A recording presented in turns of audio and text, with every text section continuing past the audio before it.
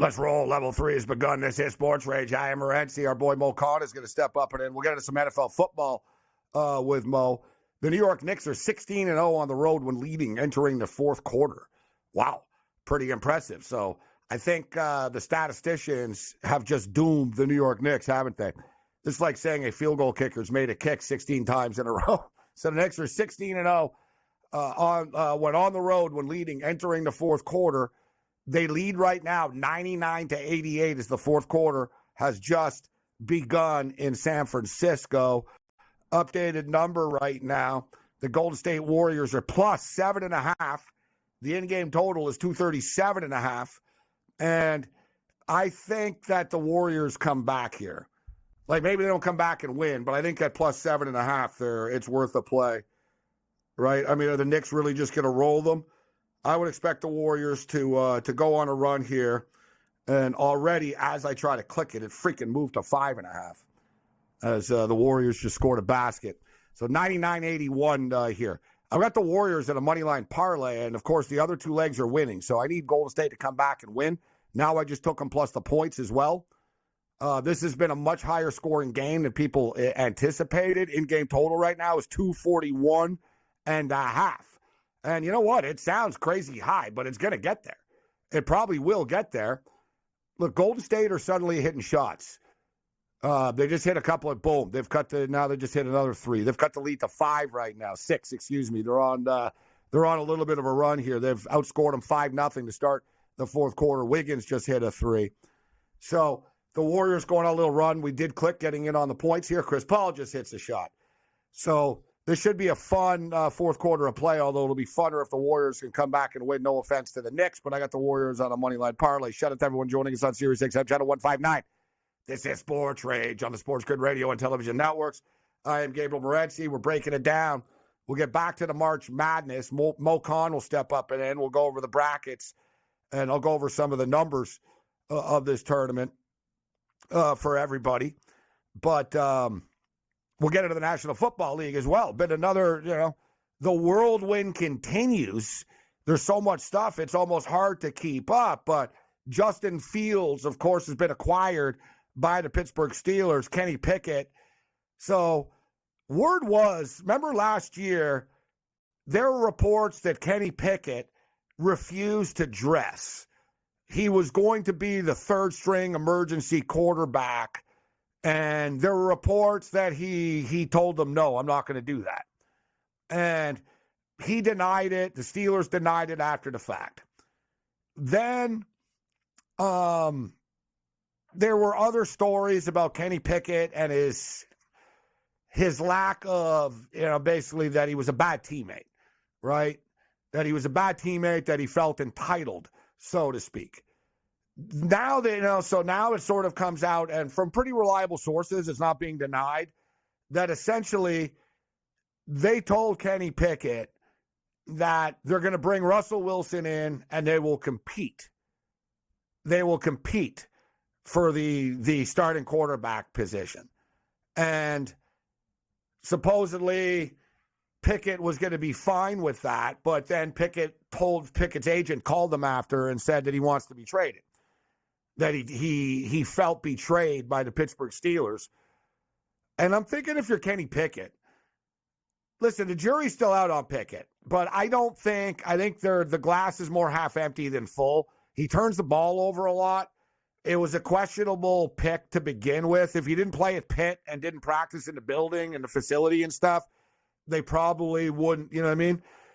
So anyways, it is what it is. I think Pittsburgh sort of realized, listen, we made a mistake on this Pickett stuff. But, we'll give him a chance to compete. And I guess he ghosted them. He ghosted the Steelers after they got Russell Wilson. And now so he ends up getting dealt to the Philadelphia Eagles, where he has no hope at all of competing for the starting job.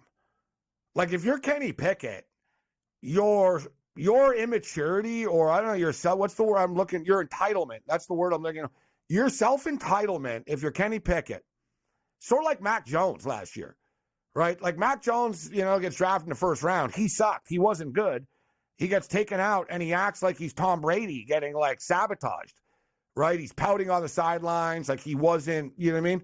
was like he wanted the other guys to fail, right? And they were like, you know what? This guy's just not a good teammate. We're going to get rid of him. And look at Mac Jones. He got rid, So Mac Jones, now you're behind a guy you have no chance to compete with. But if you're Kenny Pickett, like if you want to be a quarterback in the NFL, you have to understand, man, unless you're proven, there's going to be someone coming for your job all the time. And in this instance, it's a future Hall of Famer and a Super Bowl champion that's coming for your job. But at the same point in time, isn't like Russell Wilson kind of like the one guy that you would say, all right, I got this guy coming in? It's not like they picked up Lamar Jackson. You know what I'm saying? They picked up Russell Wilson. Like if you're Kenny Pickett, you're saying to yourself, you know what? I could beat this guy in camp, and I'm better than him. Clearly, he didn't feel that way.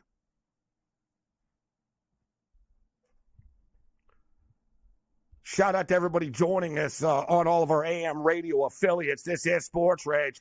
I am Gabriel Morency, the pimps, the players, the hustlers, the people that bust them, and everybody else in between. There was supposed to be music that started to play, but I assumed that I better start talking anyways, even though the music wasn't there. So I'll have to say that was an epic fail as we start level 3. No, still nothing. Better have some music on the way out. This is Sports Rage. I am Morency. Our boy Mo Khan will step up, and a lot of stuff to get to. Of course, it's March Madness. I'm going to go over like some historical perspective for everybody, and we'll give you the winning formula if you want to pick the team that's going to win the NCAA tournament. 23 of the last 25 years, this formula has been a winner, and it's Mark Lawrence. The great Mark Lawrence came up with the formula over at playbook.com. So we'll get into March Madness. We got games in less than 24 hours. Howard and Wagner are in action. And listen, it's always dangerous if you're going to step up and hammer the first game because this is a marathon. It's not a sprint, the NCAA tournament. But, of course, we're fired up for some basketball. And I do believe that Howard is the play tomorrow night. Howard's got a score on their team. If you look at Wagner were a terrible team this year with a losing record. They just got hot. They won their tournament, their conference tournament of a conference that is terrible. Howard should be able to win this game. The other game is a lot trickier with Colorado State and the Virginia Cavaliers. So as far as the National Football League is concerned, Kirk Cousins is going to wear number 18 with the Atlanta Falcons. There was a lot of talk about him and Kyle Pitts coming to an agreement. And when it's all said and done, I don't think Kirk Cousins cared enough to want to give Kyle Pitts anything for number 8. And evidently he's not very superstitious. He's going to wear number 18. Meanwhile, Kenny Pickett, instead of competing for the job with Russell Wilson in Pittsburgh, would rather stand and pout behind Jalen Hurts for the rest of eternity. There's a lot of stuff that break down. Let's do this thing.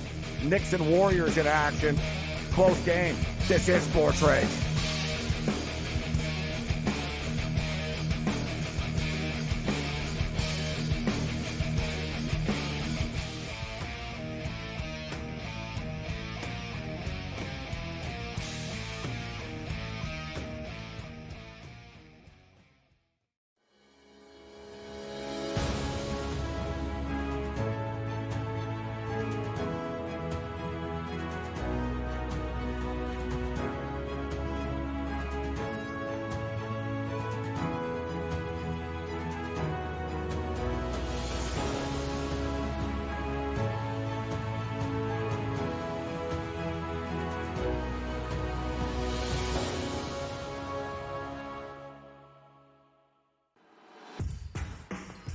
SportsGrid's going to have you covered for this NCAA tournament. That's that we know. When it's win or go home, they love to go home.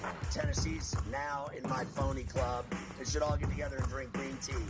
Furman's going to have a That is a team I'm betting on right now. We are feeling this.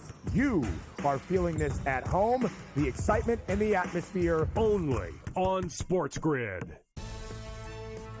Unlike the last one, I don't think these managers are going to sign up for a 1-1 draw. I think the Spurs know they need to win this one. They need the full 3 points to try to get into Champions League position. But generally speaking, I find Klopp and Liverpool's approach to be much more effective, which is you disrupt those patterns of play, you get in the middle of those triangles, and you put them on the back foot. Pro League Soccer, powered by Marca. Only on SportsGrid. Hunter Dickinson and Kevin McCullough Jr. are not going to be fully healthy for the NCAA tournament. I think KU might be in danger of a very early round of 64 exit in the Big Dance. They're playing really, really good defense, and to me, that's what you need this time of year. You got to be playing great defensively to give yourself a chance. Not like Kentucky, who gave up 97 last night. Only on SportsGrid. Anyone that's been to a sporting event, the atmosphere before a game, I think Game Time Decisions has that same exact atmosphere. This is our arena. This is what we do. There is going to be an energy to Game Time Decisions that you will feel night in and night out. The excitement you get when you lock your bets in, when you're figuring out what you want to do, we can zone in on the biggest games each night. I want this to be the place that people come to before the games start so they feel as ready as possible to lock in their cards. We are going to hit every single one of those markets that you need to know about. We're going to go through every single thing, and I've got a great team behind me that's going to help me get the job done. There is not going to be a better place, I promise you, than Game Time Decisions to get that new information, react to it, and be able to then bet accordingly. We will have everything at our disposal, and we will use that to our advantage. I'm Kevin Walsh. Tune into Game Time Decisions from 6 to 8 p.m. Eastern on SportsGrid.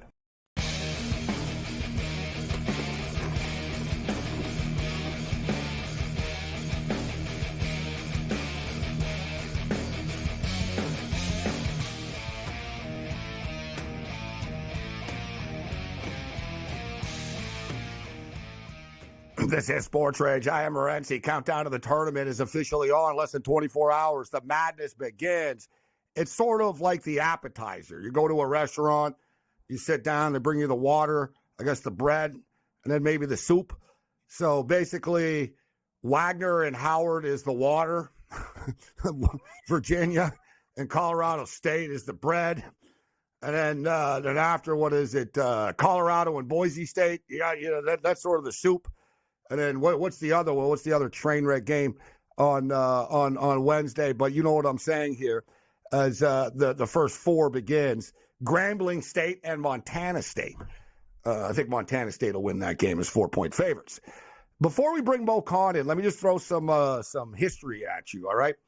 So 1 seed versus the 16. It used to be unheard of. It never happened before, and now it's happened a couple of times. But out of 152 times, it's only happened twice. 1 versus 16, the 1 seeds are 152 all time. 2 versus 15 are 141 and 11. Sheer dominance with the 215 as well. 3-14 is 3 and 4. The 3 seed versus the 14 seed, 130 wins, 22 losses, 85% win rate. 4 versus 13, the 4 seed wins 78% of the time. The 5 versus the 12 is always the trendy one that everybody looks at. It's 99 and 53. The 5 seed has won 99 times, lost 53 times, but recently it's been more one-sided. And also when you consider in the point spread, the 5 versus 12, the 12s have been very live dogs. 6 versus 11, 94 and 58 for 61%. 7 versus 10, 92 and 59. This one's interesting because there's a lot of 10 seeds that are actually favored against the 7 seeds. And the 8 and 9, this is the only one where the lower seed has a better record.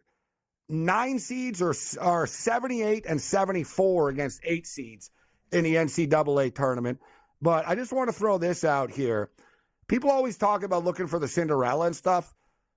I'm not an expert in fairy tales, but I do know that Cinderella's story was all cool until it got to midnight, and then her life sucked again. She went home to her bitch-ass sisters. So same thing happens in the NCAA tournament, all right?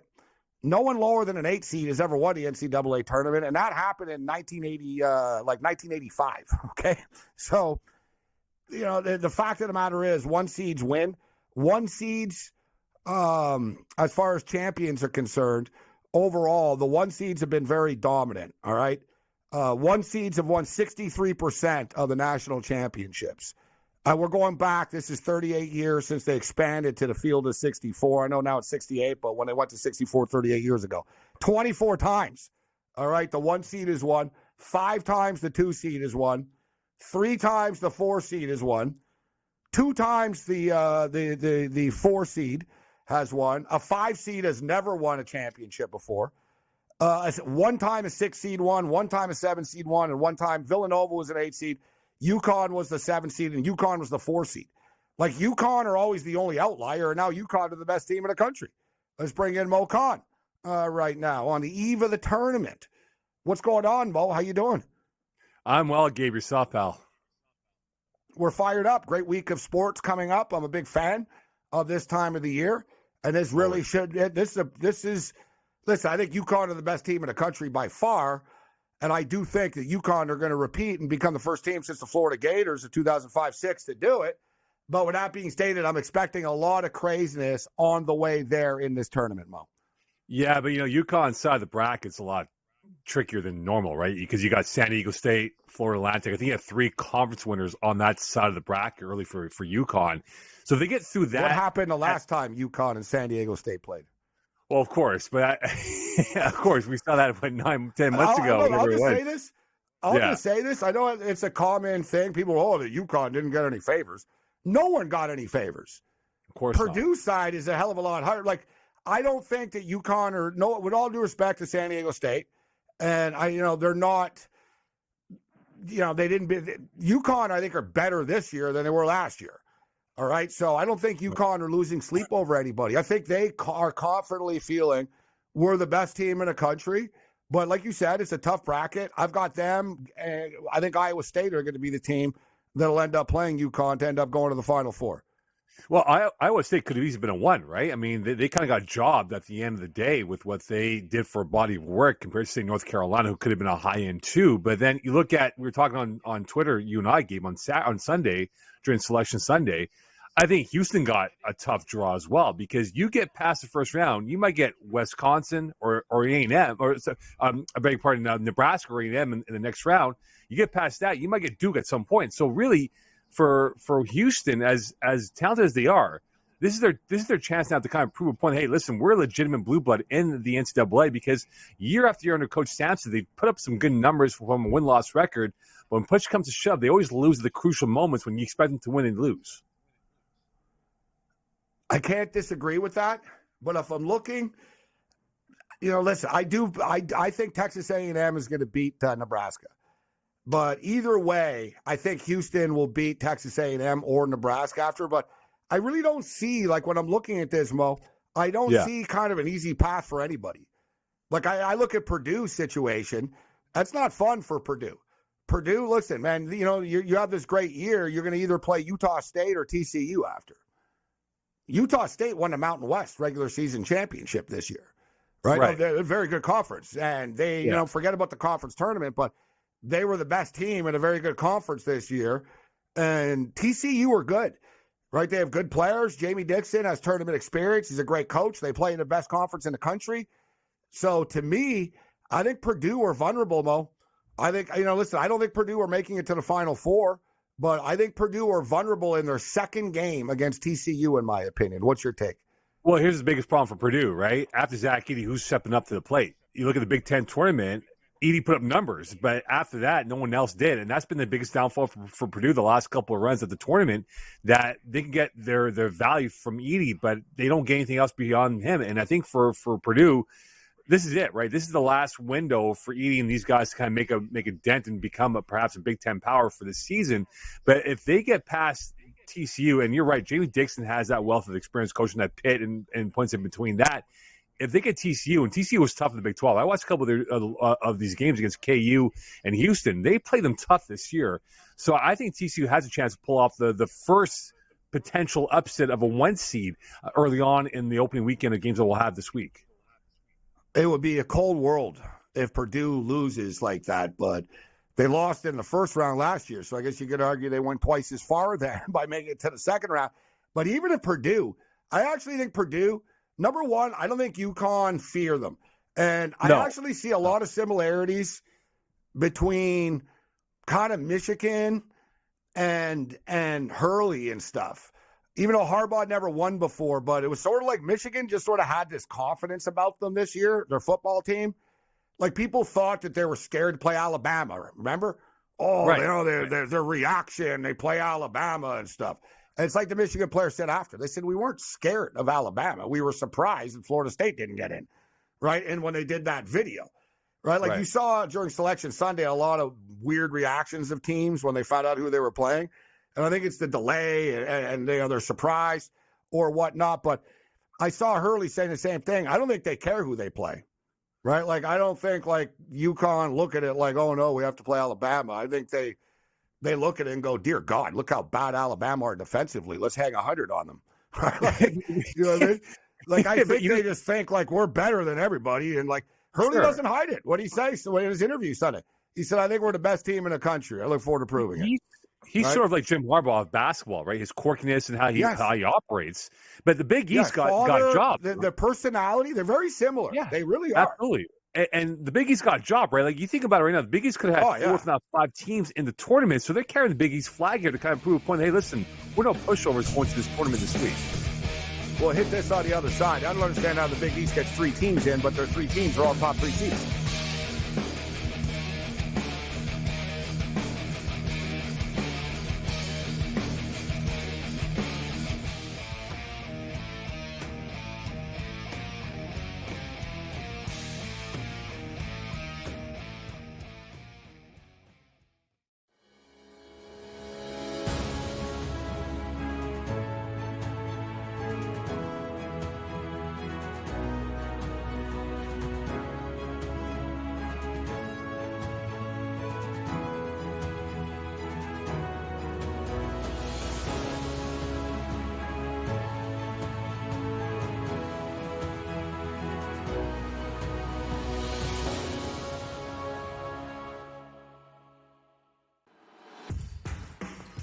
SportsGrid's going to have you covered for this NCAA tournament. That's the review that we know. When it's win or go home, they love to go home. Tennessee's now in my phony club. They should all get together and drink green tea. Furman's going to have a chance. That is a team I'm betting on right now. We are feeling this. You are feeling this at home. The excitement and the atmosphere. Only on SportsGrid. Unlike the last one, I don't think these managers are going to sign up for a 1-1 draw. I think the Spurs know they need to win this one. They need the full 3 points to try to get into Champions League position. But generally speaking, I find Klopp and Liverpool's approach to be much more effective, which is you disrupt those patterns of play, you get in the middle of those triangles, and you put them on the back foot. Pro League Soccer, powered by Marca. Only on SportsGrid. Hunter Dickinson and Kevin McCullough Jr. are not going to be fully healthy for the NCAA tournament. I think KU might be in danger of a very early round of 64 exit in the Big Dance. They're playing really, really good defense. And to me, that's what you need this time of year. You got to be playing great defensively to give yourself a chance. Not like Kentucky, who gave up 97 last night. Only on SportsGrid. Anyone that's been to a sporting event, the atmosphere before a game, I think Game Time Decisions has that same exact atmosphere. This is our arena. This is what we do. There is going to be an energy to Game Time Decisions that you will feel night in and night out. The excitement you get when you lock your bets in, when you're figuring out what you want to do, we can zone in on the biggest games each night. I want this to be the place that people come to before the game starts so they feel as ready as possible to lock in their cards. We are going to hit every single one of those markets that you need to know about. We're going to go through every single thing, and I've got a great team behind me that's going to help me get the job done. There is not going to be a better place, I promise you, than Game Time Decisions to get that new information, react to it, and be able to then bet accordingly. We will have everything at our disposal, and we will use that to our advantage. I'm Kevin Walsh. Tune into Game Time Decisions from 6 to 8 p.m. Eastern on SportsGrid.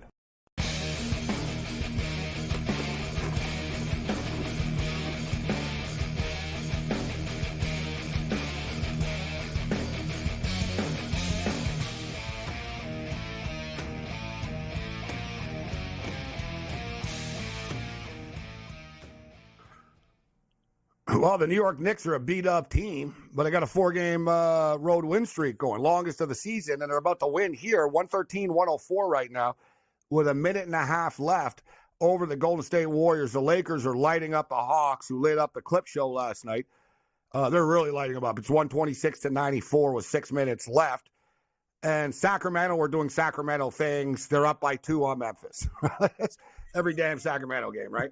It's just that's what they do. They're all close, but and a very impressive performance from a New York Knicks starting lineup. That when you looked at it tonight, you figured, I don't know how the hell these guys are going to compete, but they do. Terrible performance by the Warriors this evening. Mo Khan kicking with us, but let's get back to college basketball just quickly as far as the Big East, Mo. Yeah, it's hard. It's weird. A lot of people debated and thought that the Big East was the second best conference in basketball. I think the SEC is better than they are. Is the Big 12. But nevertheless, the Big East has the national champion, the best team in the country. Marquette are a very good team, and Creighton are a very good team.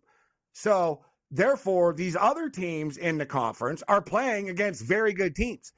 It's bizarre, Mo, that you say, this conference only has 3 teams that we're going to bring into the tournament, yet we're going to make these 3 teams a 1 seed, a 2 seed, and a 3 seed, and then we're going to dismiss everybody else in their conference. It's strange logic that they have. It really is. If you remember Rick Pitino's comments after they lost to UConn in the Big East tournament, he was convinced he was going, right? He goes, no one wants to face us, right? And all the players were saying, like, if St. John gets in, no one wants to play St. John's in the tournament. And I was going through it right on Sunday. I go, wait a minute, where the hell is St. John's? Are they going to be a playing game? Are they going to?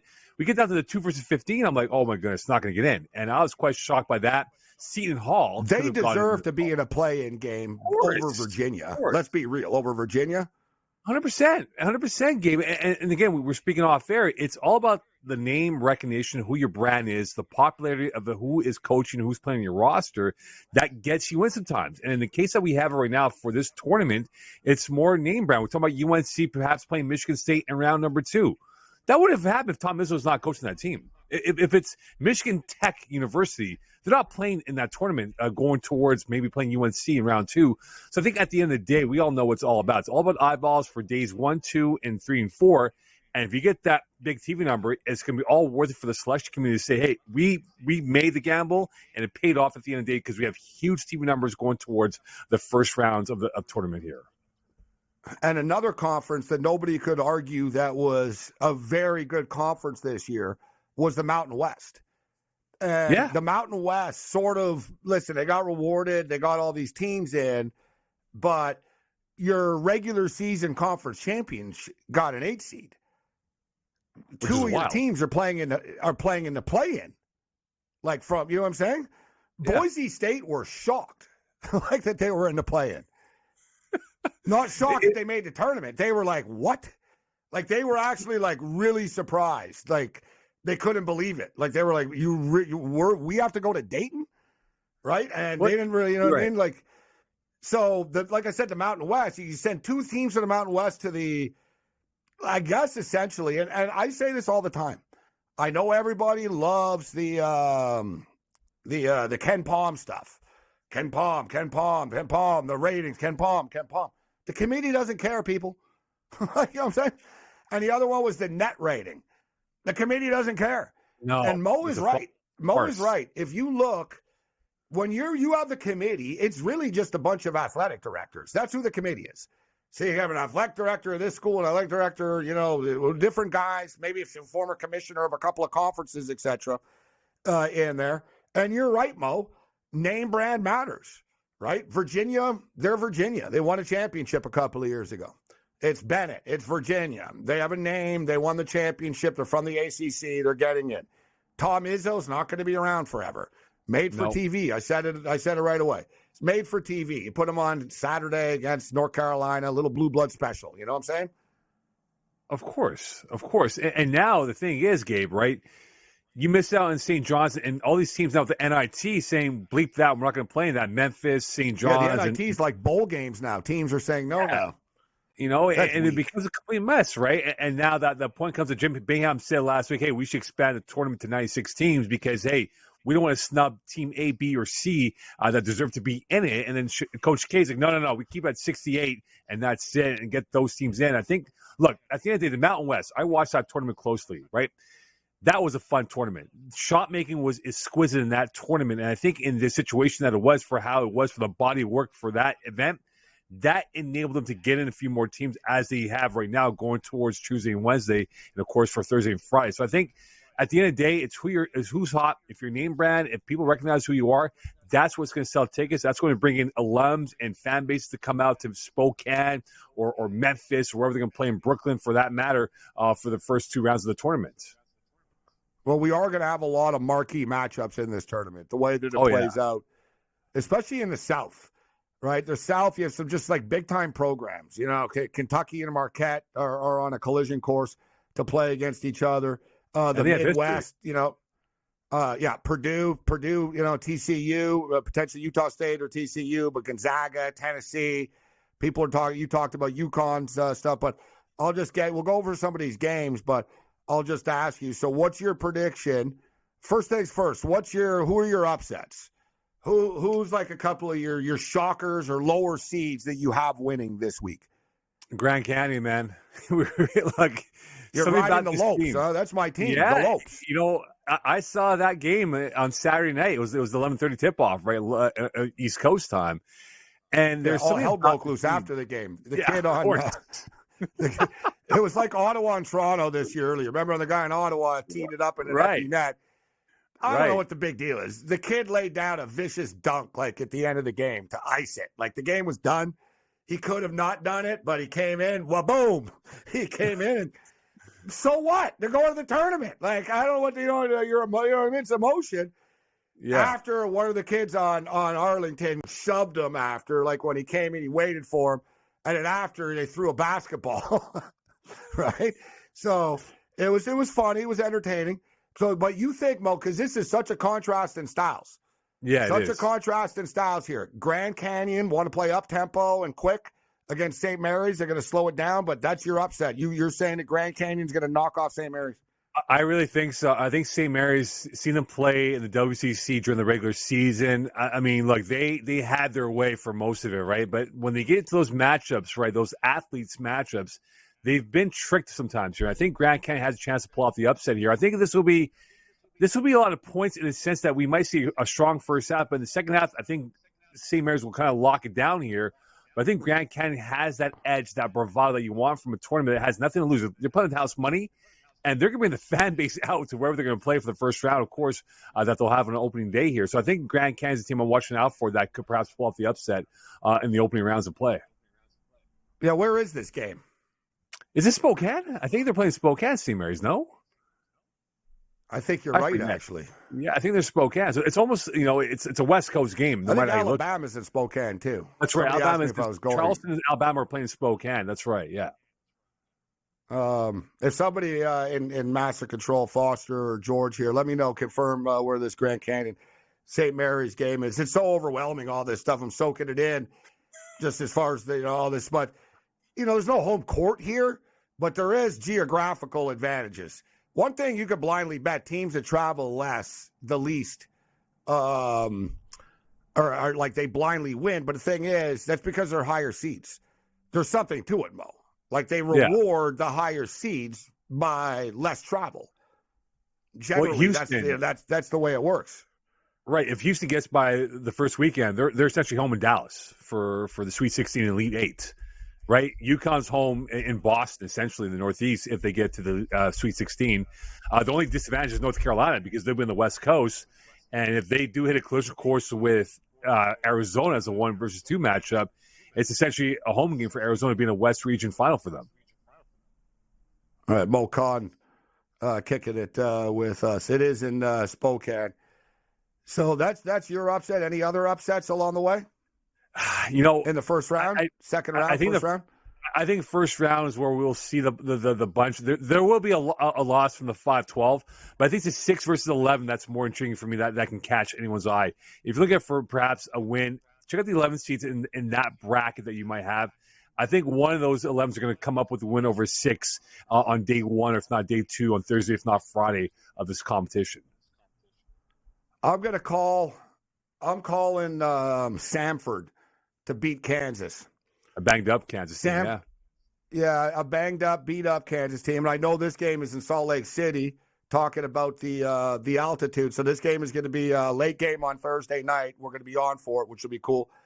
Total is 153.5 in this game, guys. Too light, too low. Like Samford score 85 points a game. Now, clearly they don't play against teams that are as athletic and as good as Kansas are. But at the same point in time, Kansas are going to be able to score on them, like point blank. Like, and Samford is going to want to do that. Like, Samford doesn't want to set up in half court mode. They're going to get killed, right? Yeah. They don't have the size that Kansas do. So they're going to play at their pace. They're going to push it. And generally teams that are better fall into the trap, Mo. I'm going back a ways, but I'll go back to Loyola Marymount and Michigan. Michigan were the defending national champions. They didn't have Glenn Rice anymore. Glenn Rice wasn't on the team, but they had a lot of returning guys.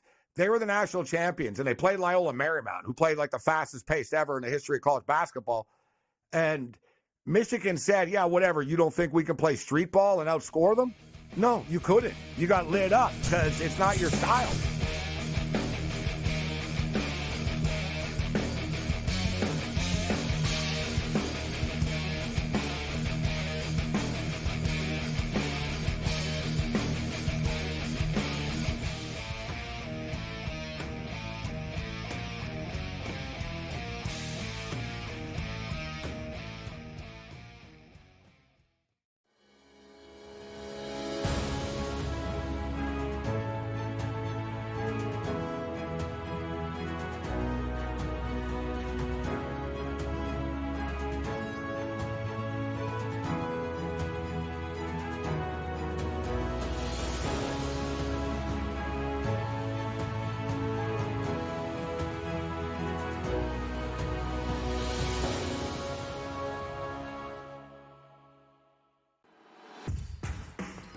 SportsGrid's going to have you covered for this NCAA tournament. That's the review that we know. When it's win or go home, they love to go home. Tennessee's now in my phony club. They should all get together and drink green tea. Furman's going to have a chance. That is a team I'm betting on right now. We are feeling this. You are feeling this at home. The excitement and the atmosphere. Only on SportsGrid. Unlike the last one, I don't think these managers are going to sign up for a 1-1 draw. I think the Spurs know they need to win this one. They need the full 3 points to try to get into Champions League position. But generally speaking, I find Klopp and Liverpool's approach to be much more effective, which is you disrupt those patterns of play, you get in the middle of those triangles, and you put them on the back foot. Pro League Soccer, powered by Marca. Only on SportsGrid. Hunter Dickinson and Kevin McCullough Jr. are not going to be fully healthy for the NCAA tournament. I think KU might be in danger of a very early round of 64 exit in the Big Dance. They're playing really, really good defense, and to me, that's what you need this time of year. You got to be playing great defensively to give yourself a chance. Not like Kentucky, who gave up 97 last night. Only on SportsGrid. Anyone that's been to a sporting event, the atmosphere before a game, I think Game Time Decisions has that same exact atmosphere. This is our arena. This is what we do. There is going to be an energy to Game Time Decisions that you will feel night in and night out. The excitement you get when you lock your bets in, when you're figuring out what you want to do, we can zone in on the biggest games each night. I want this to be the place that people come to before the games start so they feel as ready as possible to lock in their cards. We are going to hit every single one of those markets that you need to know about. We're going to go through every single thing, and I've got a great team behind me that's going to help me get the job done. There is not going to be a better place, I promise you, than Game Time Decisions to get that new information, react to it, and be able to then bet accordingly. We will have everything at our disposal, and we will use that to our advantage. I'm Kevin Walsh. Tune into Game Time Decisions from 6 to 8 p.m. Eastern on SportsGrid.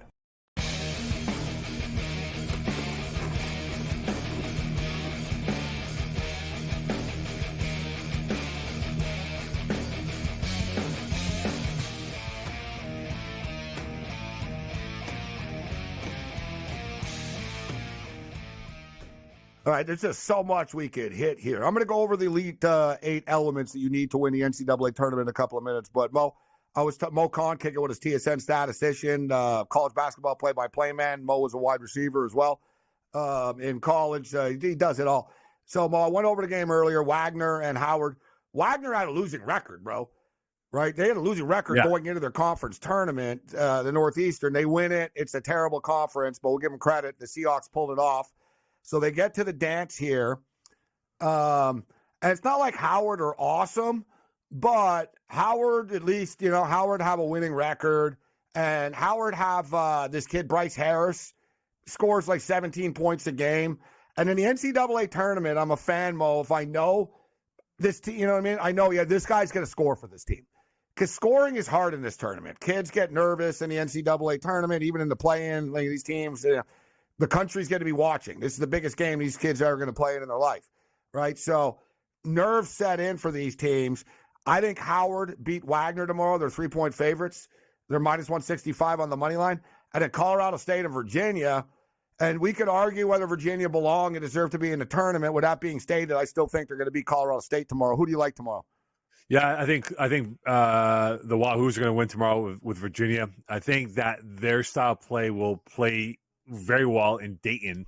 And here's the funny thing, Gabe, and no one realizes this, right? You can ask any basketball team that goes to a neutral court to play for the first time ever.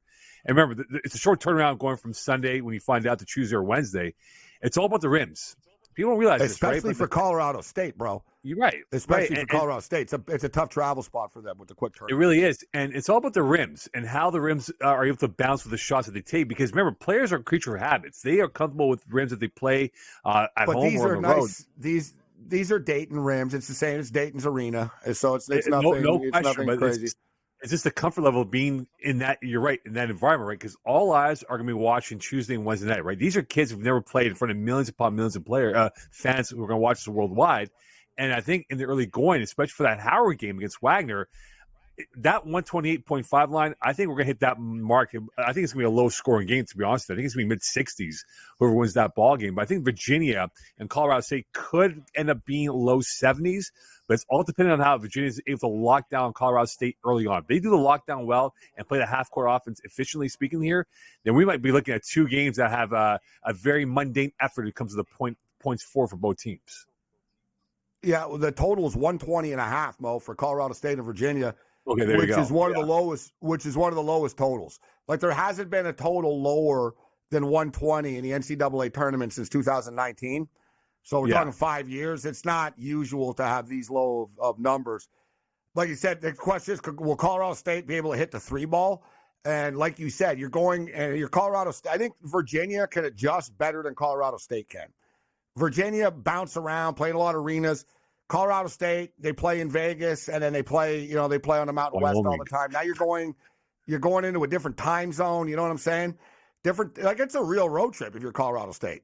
You were just in Vegas all week, and now, boom, you got to turn around, and you're going to Ohio on a day's notice. Meanwhile, Virginia and Washington, D.C., they got bounced a couple of days ago already.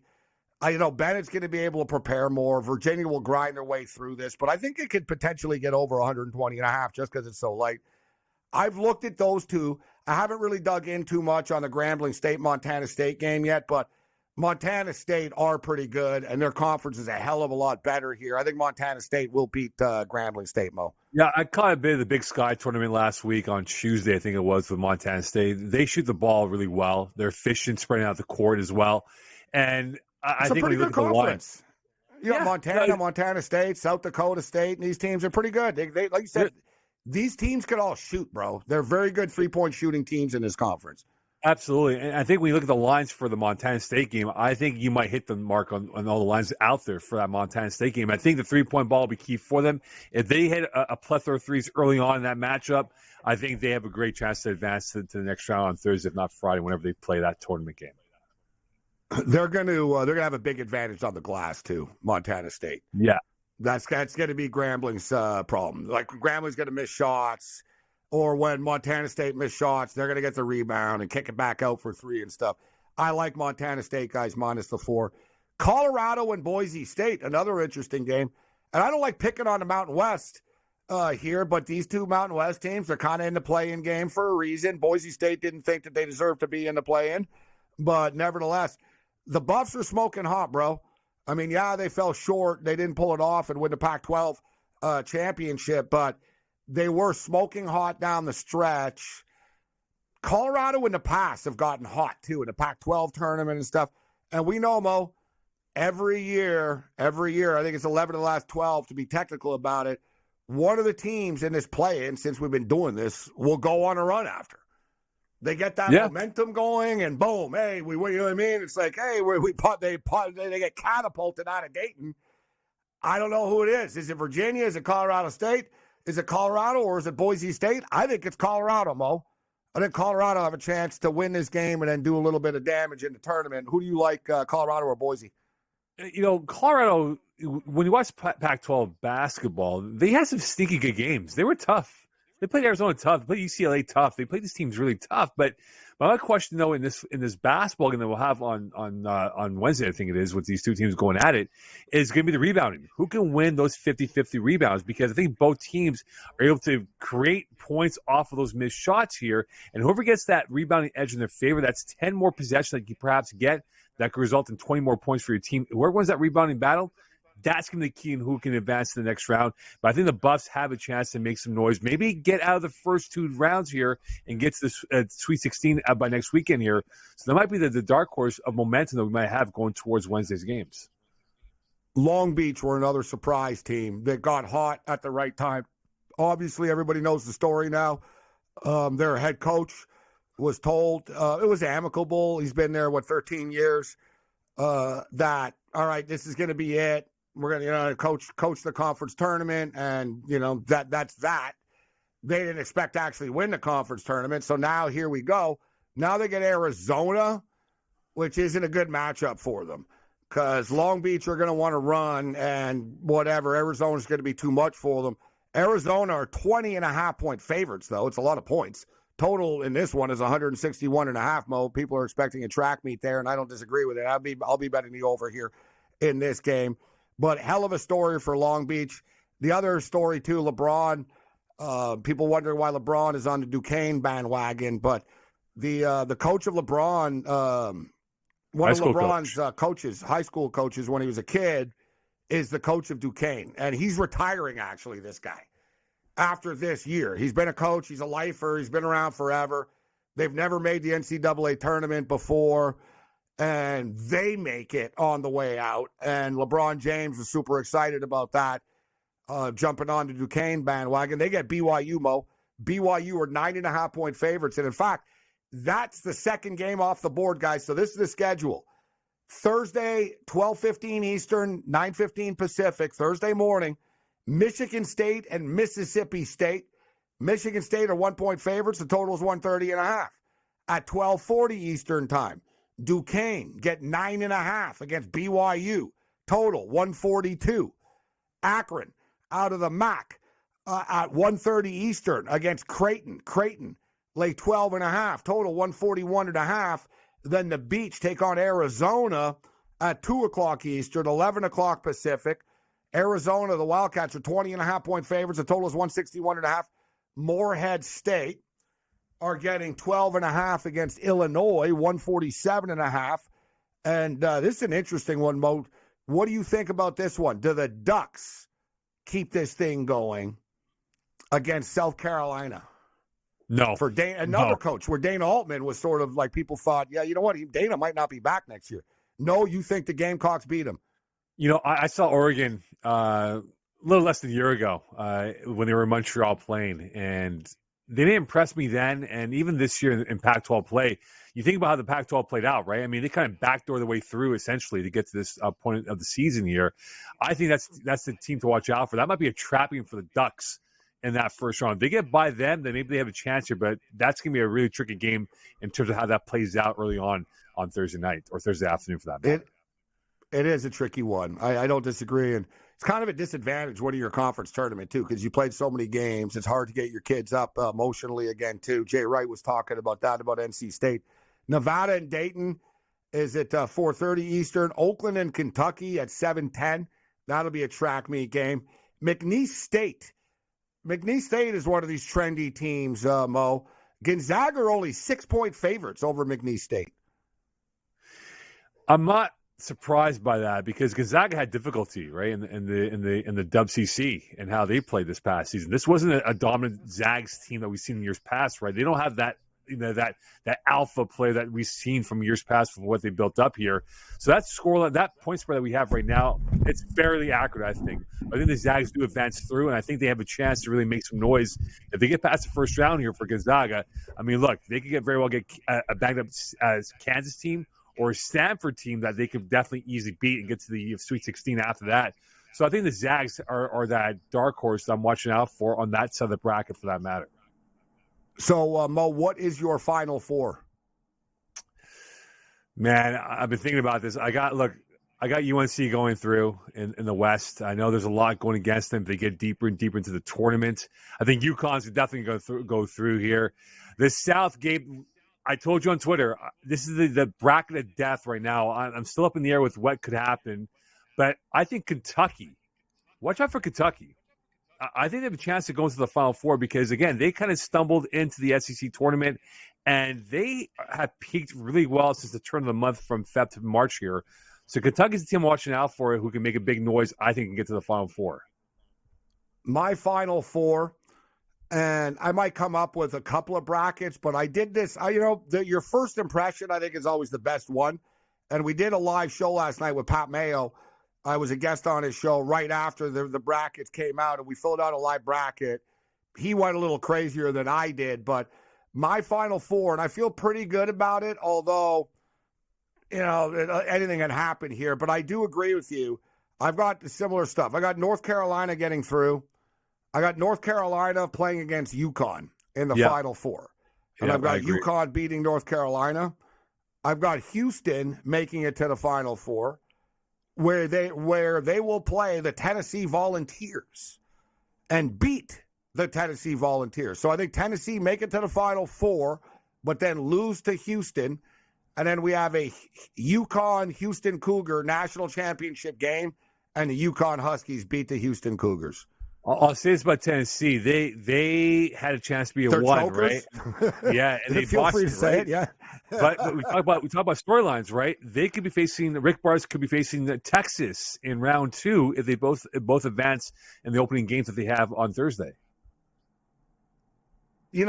Purdue and Texas, Purdue and you look at some of these coaches. So like Rick Barnes was at Texas before. Had some great players, had a little success, but was unable to really break through.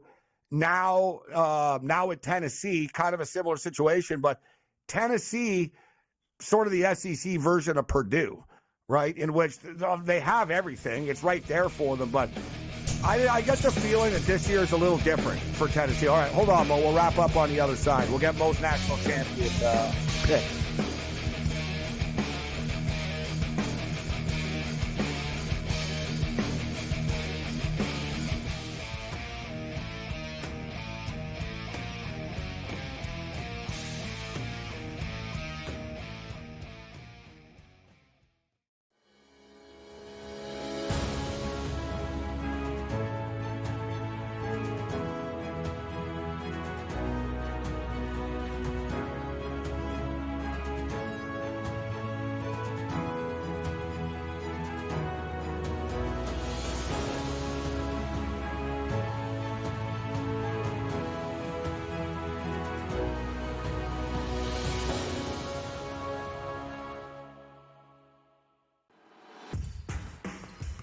SportsGrid's going to have you covered for this NCAA tournament. That's the Purdue that we know. When it's win or go home, they love to go home. Tennessee's now in my phony club. They should all get together and drink green tea. Furman's going to have a chance. That is a team I'm betting on right now. We are feeling this. You are feeling this at home. The excitement and the atmosphere. Only on SportsGrid. Unlike the last one, I don't think these managers are going to sign up for a 1-1 draw. I think the Spurs know they need to win this one. They need the full 3 points to try to get into Champions League position. But generally speaking, I find Klopp and Liverpool's approach to be much more effective, which is you disrupt those patterns of play, you get in the middle of those triangles, and you put them on the back foot. Pro League Soccer, powered by Marca. Only on SportsGrid. Hunter Dickinson and Kevin McCullough Jr. are not going to be fully healthy for the NCAA tournament. I think KU might be in danger of a very early round of 64 exit in the Big Dance. They're playing really, really good defense, and to me, that's what you need this time of year. You got to be playing great defensively to give yourself a chance. Not like Kentucky, who gave up 97 last night. Only on SportsGrid. Anyone that's been to a sporting event, the atmosphere before a game, I think Game Time Decisions has that same exact atmosphere. This is our arena.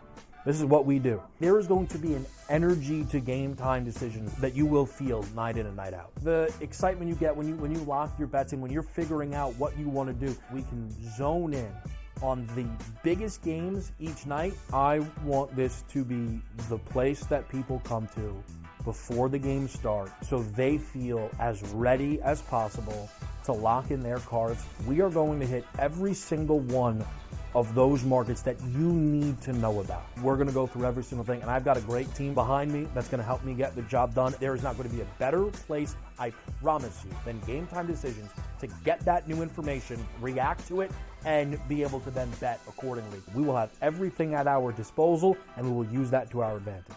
I'm Kevin Walsh. Tune into Game Time Decisions from 6 to 8 p.m. Eastern on SportsGrid.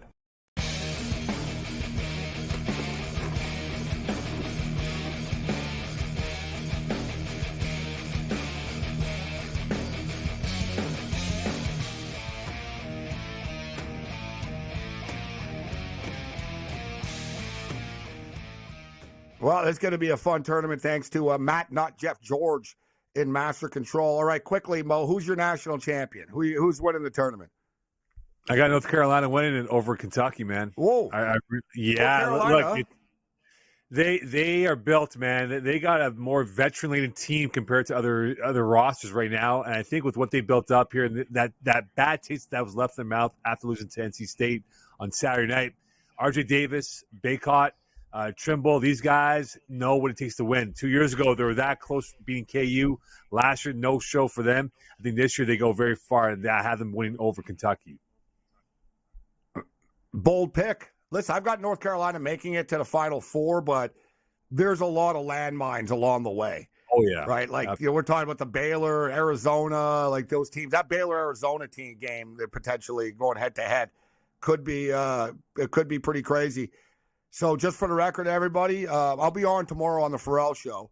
But tomorrow night, I like Howard. Let's lay the 3 with Howard to beat Wagner. And I like the Virginia Cavaliers plus the 2.5. We're going to be on during the Virginia game tomorrow night. We're going to be on all week long during these games. Going to be lit, especially on Thursday night. Wild week in the National Football League as well, Mo, as the quarterback carousel continues.